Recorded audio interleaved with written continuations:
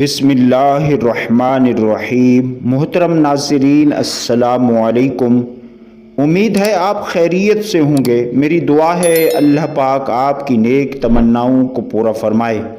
محترم ناظرین، دھوکہ ایک ایسا عجیب عمل ہے جس کی مذمت قرآن و حدیث میں بیان کی گئی ہے۔ چنانچہ منافقین کی صفت بیان کرتے ہوئے اللہ تبارک و تعالی ارشاد فرماتا ہے، سورۃ بقرہ میں پہلے رکوع میں فرماتا ہے، یخادعون اللہ والذین آمنوا وما یخدعون الا انفسهم وما یشعرون۔ کفار فریب دینا چاہتے ہیں اللہ اور ایمان والوں کو، اور حقیقت میں یہ فریب نہیں دے سکتے مگر وہ اپنی جانوں کو دھوکہ دیتے ہیں اور انہیں اس بات کا شعور بھی نہیں۔ یہاں اللہ پاک نے منافقین کے متعلق فرمایا کہ وہ اللہ اور ایمان والوں کو دھوکہ دینا چاہتے ہیں، حالانکہ اللہ وہ ربی الاعلی ہے اور وہ منزہ ہے، اس کو کوئی دھوکہ نہیں دے سکتا۔ دھوکے کے معنی ہے خدع، یخادعون خدع سے بنا ہے جس کا لغوی معنی ہے چھپانا، اور اصطلاح میں خدع یعنی دھوکہ کے معنی یہ ہیں، یعنی برائی کو دل میں چھپا کر اچھائی ظاہر کرنا، اس کو دھوکہ کہتے ہیں۔ دھوکہ کے متعلق نبی کریم صلی اللہ علیہ وسلم کی چند احادیث آپ کی خدمت میں پیش کریں گے۔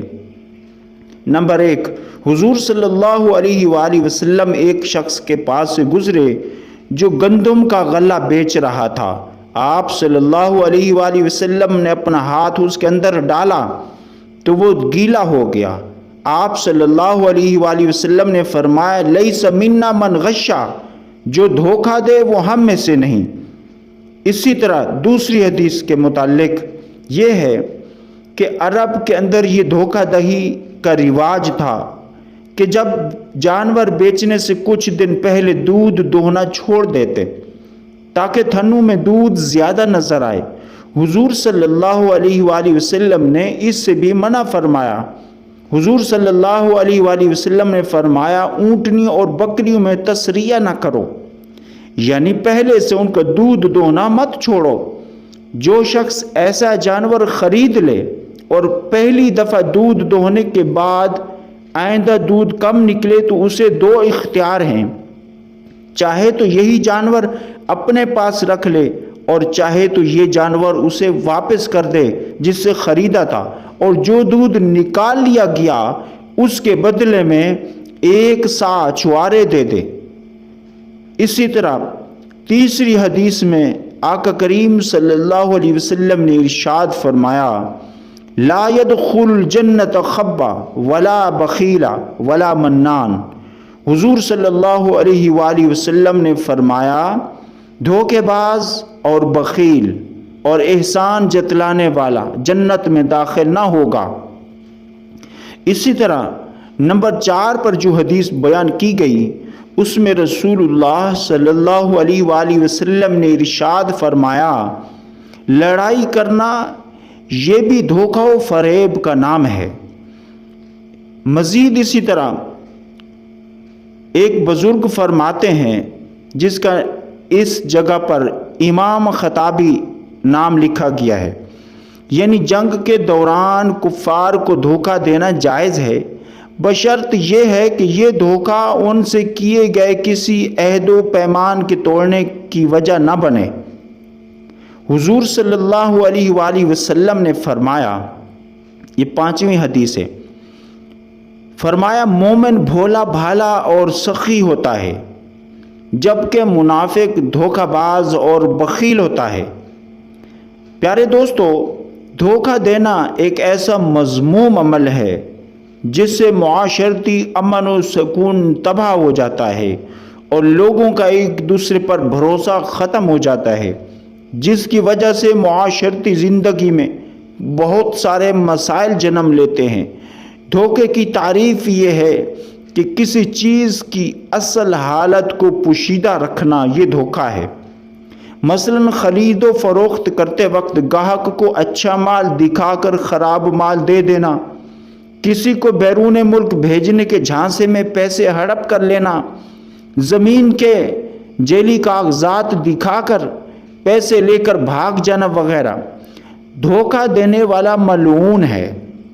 इमामुल अंबिया सल्लल्लाहु अलैहि वसल्लम ने इरशाद फरमाया, जिसने किसी मुसलमान को नुकसान पहुंचाया या उसे धोखा दिया वो मलऊन है। सुनन तिरमिज़ी में इस हदीस को नकल किया गया। फिर फरमाया, धोखा देने वाला हुक्मरान।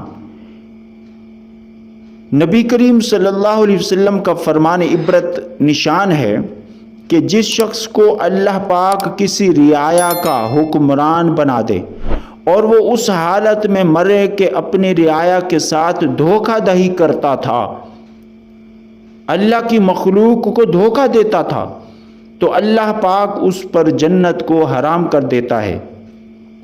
मोमिन जो होता है वो करीमुन नफ्स होता है, मोमिन रहम दिल होता है, मोमिन सखी होता है। रसूल करीम सल्लल्लाहु अलैहि वसल्लम ने फरमाया, मोमिन भोला भाला और करीमुन नफ्स होता है, यानी सखी होता है, रहम दिल होता है, जबकि काफिर और मुनाफिक धोखेबाज, खबीस और कमीना सिफ्त होता है। इसी तरह फिर मज़ीद फरमाया गया कि पाकीज़ा कमाई कौन सी है। हज़रत अब्दुल्ला बिन उमर रदियल्लाहु अन्हुमा फरमाते हैं कि किसी ने अर्ज़ की, या रसूलल्लाह सल्लल्लाहु अलैहि वसल्लम, कौन सी कमाई ज़्यादा पाकीज़ा है? तो इस पर अल्लाह के नबी सल्लल्लाहु अलैहि वसल्लम ने इरशाद फरमाया, आदमी का अपने हाथ से काम करना, अपने हाथ की कमाई से खाना और अच्छी ख़रीदो फरोख्त जिसमें ख़यानत और धोखा वगैरह ना हो।